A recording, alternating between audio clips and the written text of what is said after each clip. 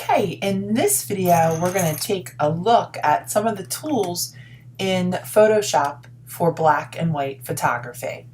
So we begin with our image.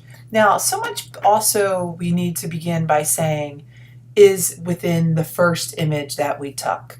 So we want to try to take the best photos that we can. Sometimes the best images come from being outside in sunlight, in indirect sunlight, depending upon the weather and all that good stuff. As you can see, this photograph was taken on a day where the sun was shining and there were a lot of interesting shadows and lights being created.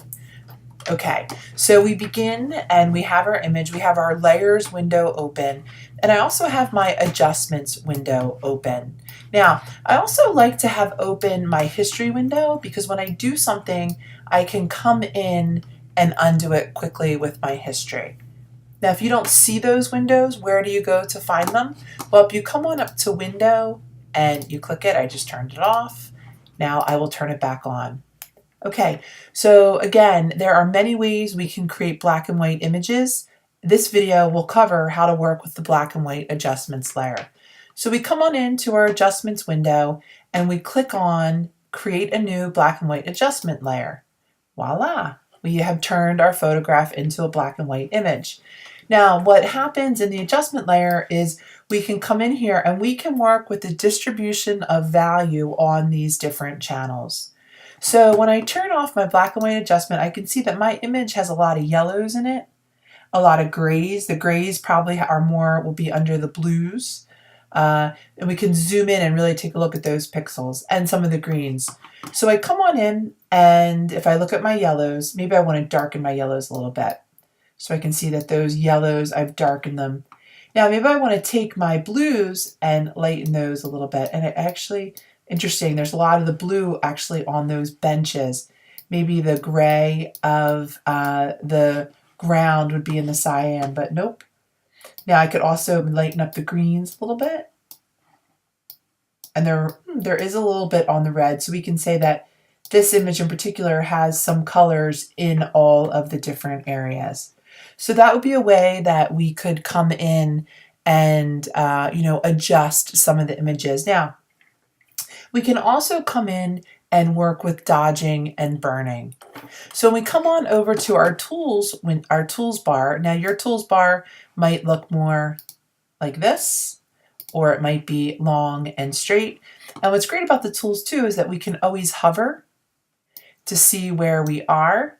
So we come on over here and we have dodge and burn. So we begin with dodge. And when we come to the dodge, we can actually choose a certain area of the photograph. And with the dodge, we are going to lighten them. So I'm going to say that I want to have my midtones. I'm going to put my exposure at 50. And I'm going to actually make the brush bigger. Okay, so I can come on in here and say I want to actually choose like 380 pixels.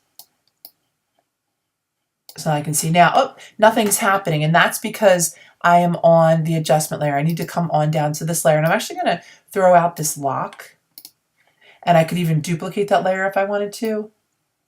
So and I can see that what's happening as I do this, these are midtones, and it's starting to lighten them a little bit. Maybe I just want to do this to the area in the front. I'm going to make this a little bit bigger. So I just want it to be like a nice, just kind of wash over.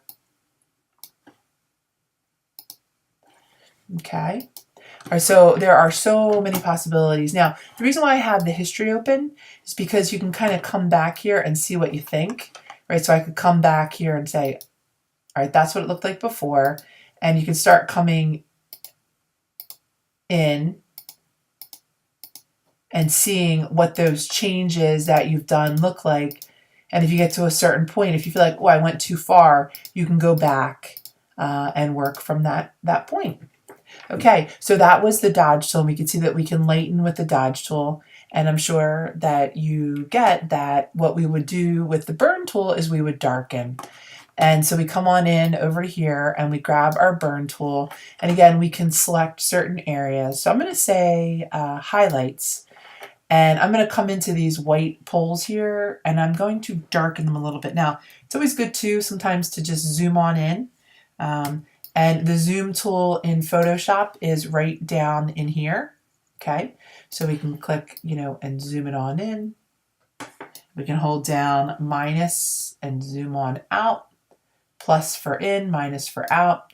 I like the keyboard shortcut of Command plus to zoom in, Command minus to zoom out. Okay, so again, I'm going to grab onto my burn tool. And I'm going to choose highlights, and I want to make this bigger. So I can come on in over here, and this is the brush side. Now, I have the hardness at 0, and the reason why I want to have the hardness at 0 is because I don't want to have hard edges. I want this to be more blended. Oopsie, wrong thing. One more time. I'll put in 350.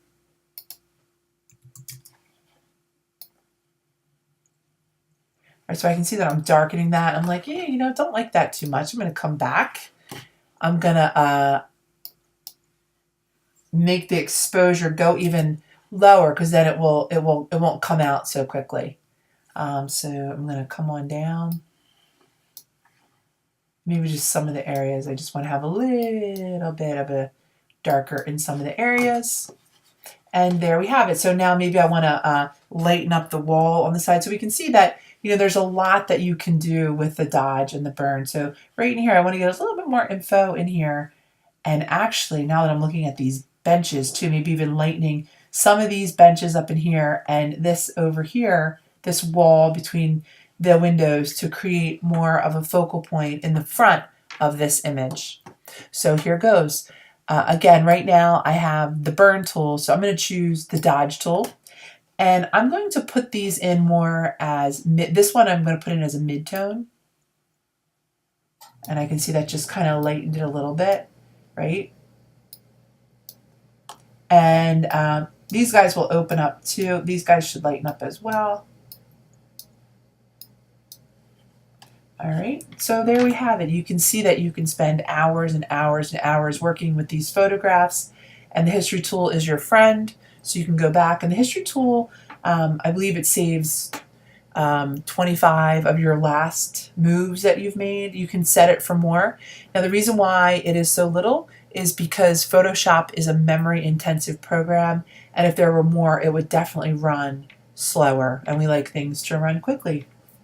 The possibilities are endless working with photography, working with the black and white adjustment layer, and working with the dodge and burn tools. Thanks so much for listening.